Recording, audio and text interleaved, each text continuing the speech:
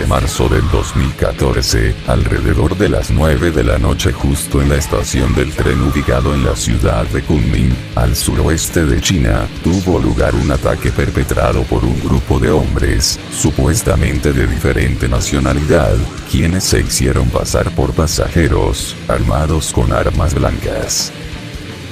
La barrera del idioma no fue impedimento alguno para que esta noticia saliera a la luz por medio de los pocos testimonios que se alcanzaron a registrar en diferentes medios internacionales. De acuerdo a uno de entre todos los pocos testimonios, se dice que el ataque se llevó a cabo a las 9 de la noche, cuando un grupo de hombres armados se dirigieron corriendo hacia una pareja, un hombre y una mujer. Ante la vista de este ataque, ninguno pudo intervenir. Aunque estuviera en manos de los demás, estos no alcanzaron ni siquiera a reaccionar, ya que para entonces, el grupo de atacantes se habría separado para así extender el ataque.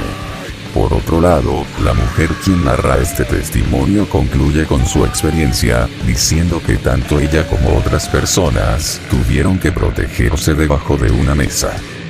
Otro de los testimonios realizados apunta que, al presenciar desde lo lejos a los agresores, aún manipulando las armas blancas, estando de espaldas, le dio tiempo suficiente para proteger a su familia, refugiándose dentro de una de las tiendas de la estación.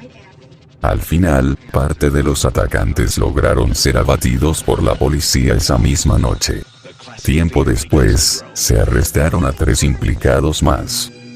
Como resultado, el ataque dejó aproximadamente 31 muertos y 140 heridos, según así lo confirmaron las autoridades chinas.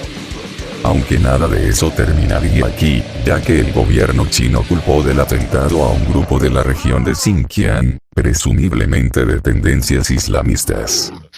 Tuvo que pasar alrededor de un año para que en marzo de 2015, 3 de los implicados y colaboradores terminaran siendo ejecutados, mientras que otro, que fue una mujer, terminó por recibir la cadena perpetua.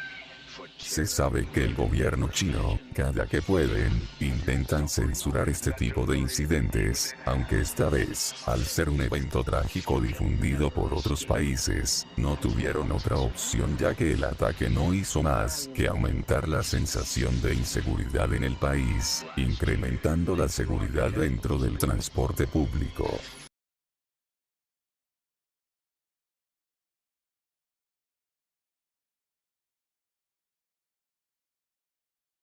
En agosto del 2019, sucedió posiblemente el caso que, también de ser el más breve como su propio final, es además, el menos esperanzador, alarmante, y sobre todo, surreal. El incidente ocurrió en la avenida Pekín de Tiflis, Georgia, Estados Unidos, el martes por la noche. Una familiar se encontraba en medio de un paseo rutinario por la noche, como era costumbre. Sin embargo, la cámara de seguridad que logró capturar cada segundo, una mujer de notoria avanzada edad, caminando del lado contrario, se dirige hacia uno de los menores, quien se encontraba agarrando de la mano a su madre, solamente para proceder a apuñalar a la menor directamente en el rostro. Como era de esperarse, los padres no dudaron en apartar a la mentalmente inestable mujer de los niños, siendo el padre el que terminó por intentar ahuyentarla, esta última intentando agredir al segundo de los menores, sin éxito alguno.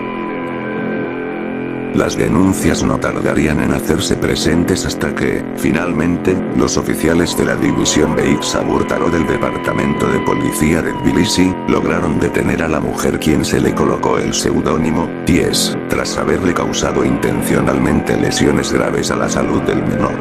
Las malas lenguas apuntan que la agresora, en la misma mañana de ese mismo día ya había sido detenida.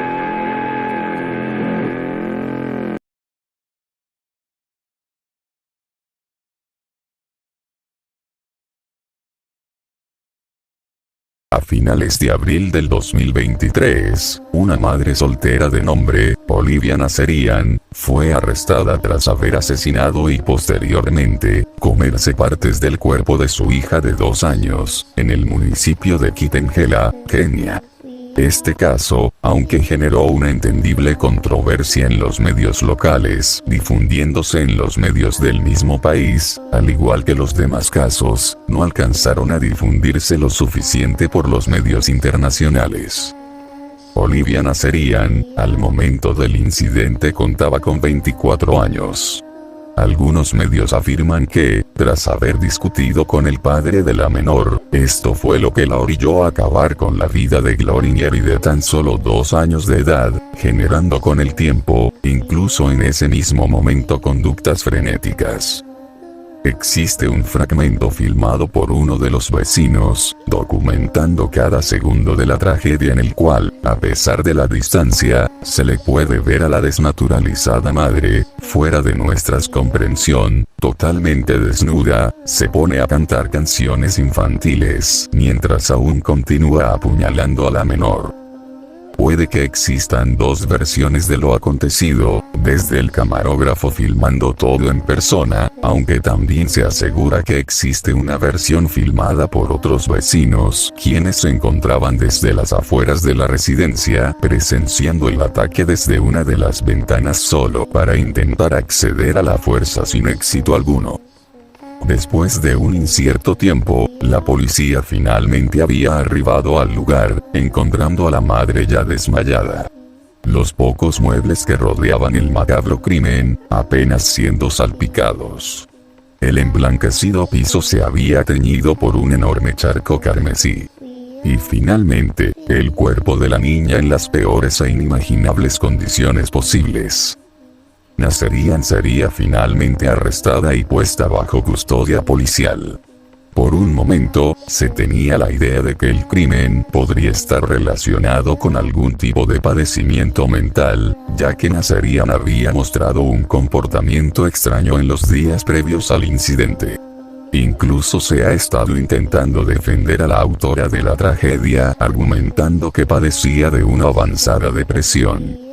Sin embargo, la investigación continuó y Nazarian fue acusada formalmente de asesinato. Muchos argumentaron que una persona en su sano juicio no cometería un acto tan brutal, pero el sistema judicial siguió el debido proceso para determinar la culpabilidad de la madre irresponsable, aunque hasta la fecha, las especulaciones siguen a flote.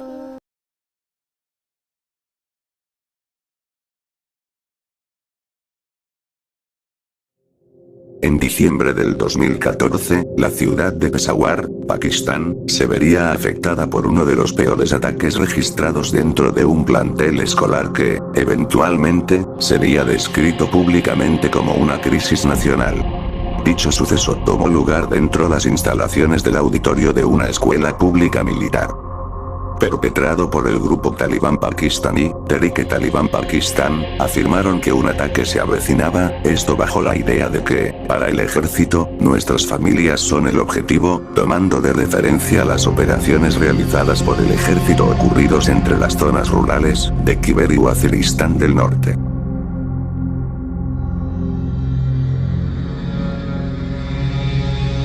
Cuando el reloj marcaba las 10:30 de la mañana, de una camioneta descendieron 7 hombres justo enfrente de uno de los muros que rodeaban el centro educativo, la cual se había escalado por el grupo terrorista, dejando detrás una camioneta en llamas cargada de artefactos explosivos. No había futuro perpetrado alguno que hiciera falta para ingresar a la fuerza dentro de las instalaciones. Chalecos militares, municiones, explosivos arrojadizos, y principalmente, armas de fuego, conocido como el Día Negro de Pakistán, recién había comenzado. De la entrada de la escuela provenía un estruendoso ruido que solamente podía ser comparado con el estallido de un vehículo que únicamente, aquellos que no se encontraban aprendiendo o enseñando clases pudieron escuchar. Lo único cierto es que dicha explosión fue utilizada como una distracción para que, aquellos que tuvieron el infortunio de aún estando fuera de las aulas escolares, frente a frente, se encontraron con los 7 hombres armados, estos abriendo fuego contra las víctimas, que en su mayoría eran pupilos desde los 8 hasta los 18 años, así como a profesores. Y como era de esperar, el humo, los gritos, así como el sonido de las lejanas detonaciones, alertaron a los demás estudiantes que aún se encontraban dentro de los salones, así como aquellos que por desesperación, huyeron despavoridos hacia ningún lugar, ambos encontrándose con un terrible desenlace. Dentro de una de las salas de clase, dos de los miembros del grupo yihadista habían ingresado a amenazar a los demás estudiantes, apuntando hacia los mismos e incluso tomando a uno de los menores a la fuerza. La directora, quien se encontraba en el salón de clases, tuvo la valiente reacción de defender a sus alumnos. Ante esto, los perpetradores no dudaron en agredir a la directora, quien, de hecho, esta misma fue rociada con gasolina por los mismos, para eventualmente ser inmolada delante de los menores. La tragedia del Día Negro de Pakistán se había extendido cerca de 9 horas seguidas. Hasta que finalmente, dos de los miembros que parecieron encabezar el ataque fueron finalmente ejecutados por militares dentro de una de las aulas. Al ser eliminados lo que parecían ser los atacantes restantes, se creyó que el ataque había concluido. Dado al pánico colectivo, nadie consideró que, para este punto solamente quedaría uno de los integrantes aún con vida a las afueras del centro educativo, este siendo apuntado por militares. Se desconoce si el objetivo era arrestarlo o acribillarlo. Lo que es verdad es que, el último acto de uno de estos verdaderos seres despreciables, con las manos en el chaleco, extendiendo los brazos, fue revelando un artefacto explosivo con botón oculta detrás de su indumentaria militar. Instantáneamente, al revelar sus intenciones, dicho botón había sido presionado, con el objetivo de llevarse a más vidas consigo. La tragedia llegaría tarde o temprano a los medios de comunicación de Pakistán, aún proporcionando datos incompatibles como el número exacto de estudiantes y profesores evacuados. Y aún con las limitaciones que todos los medios de comunicación propagaron en aquel entonces por internet, la mayoría coincidió con la cifra de víctimas que terminaron rondando desde los 140 hasta los 148, siendo la cantidad más esparcida, así como la cifra estimada de heridos. Puede que se piense que los autores del ataque participaron directamente el día de la tragedia, aunque esto no fue así. Si bien, hubieron integrantes que fueron la cabeza durante la desgracia, las mentes detrás de la matanza aún continuaron con vida, lejos de la sociedad, con la planificación de futuras tropelías. Finalmente, dos de los fundadores del Tehrik-e-Talibán pudieron pagar por sus macabros y supersticiosos planes, así como aquellos implicados que sabían de la tragedia, estos últimos siendo capturados tanto dentro como fuera de Pakistán para posteriormente, ser públicamente ejecutados en la horca. En cuanto a los dos fundadores, el primero de ellos, Mullah Fazlullah, fue abatido por un ataque operado por drones estadounidenses en junio de 2018, confirmándose la baja días después. A diferencia del previamente mencionado integrante, realmente se desconocen muchos datos acerca de la vida de Abdul Ali Mohman, quien hasta la fecha, todavía se desconoce qué tipo de relaciones manejaba con el despreciable grupo, aunque se presume que fue una de las mentes que lo encabezaban. Además y al igual de lo antes señalado, la información desde bajo qué circunstancias logró ser abatido, así como el mismo año del deceso siguen siendo poco claras. Unos medios aseguran que fue arrestado en agosto del 2021 por un grupo talibán, siendo los mismos los responsables quienes terminarían por acribillarlo. Otros medios afirman que murió tras un ataque con drones en ese mismo año, y finalmente, se dice que, al dirigirse con destino a las provincias de Kunar y Nangarhar, este infeliz, en compañía de otros dos integrantes que iban a bordo de una camioneta, súbitamente murieron al tener contacto con un artefacto explosivo.